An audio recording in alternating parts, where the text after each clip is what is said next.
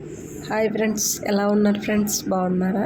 Welcome to Lalitha YouTube channel. మనం చేసుకోబోయే recipe అమ్మమ్మలాంటి చేపల పులుసు.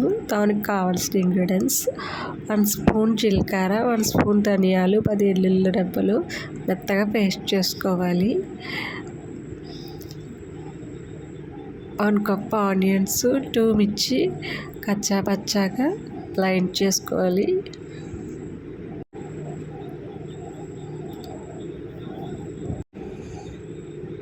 ఇలాగా కచ్చపచ్చగా దంచుకోవాలి. నిమ్మకాయ అంత సైజు చింతపండు నానబెట్టుకోవాలి. చేపల్లోకి ఇప్పుడు 1/2 స్పూన్ పసుపు, 3 స్పూన్స్ కారం, తగినంత ఉప్పు,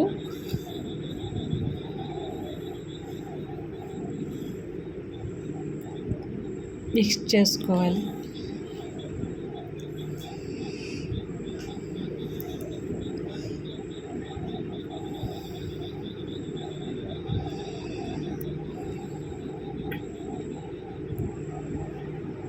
గ్యాస్ ఆన్ చేసుకుని బాండీ పెట్టుకుని ఒక 3 స్పూన్స్ ఆయిల్ వేసుకోవాలి.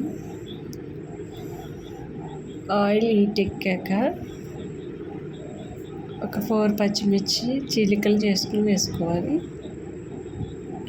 పచ్చిమిర్చి వేగిన తర్వాత ఆనియన్ పేస్ట్ వేసుకోవాలి.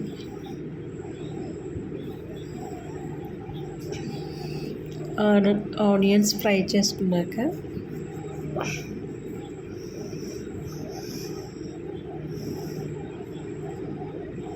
ఆనియన్స్ కలుపుతూ ఉండాలి, లేకపోతే అడుగంటుతుంది.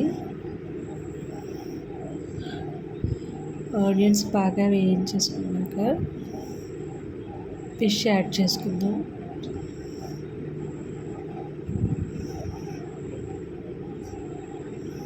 ఫిష్ కలపాలి.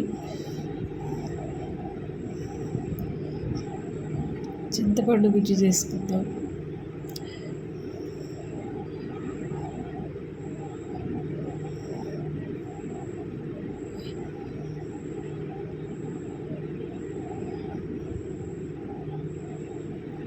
చేపల పులుసులోకి చింతపండు యాడ్ చేసేద్దాం.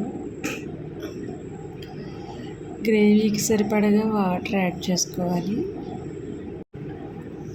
మనకి పులుసు ఎంత కావాలో అంత వాటర్ గ్రేవీకి సరిపడగా యాడ్ చేసుకోవాలి. వేసేసాక ఒకసారి మొత్తం కలుపుకోవాలి.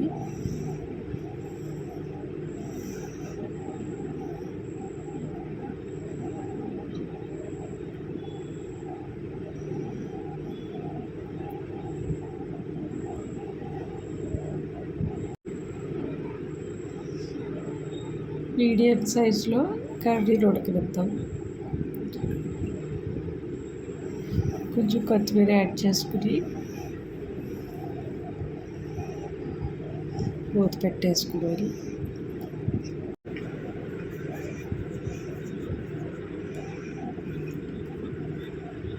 ఒకసారి కలుపుకొని ఉప్పు కారం సరిపోయిందో లేదో చూసుకుందాం.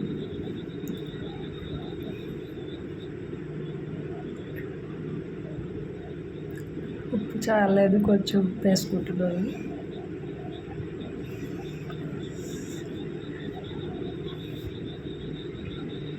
ఇప్పుడు మెత్తగా ఆడిన మసాలా పేస్ట్ వేసేసుకుందాం.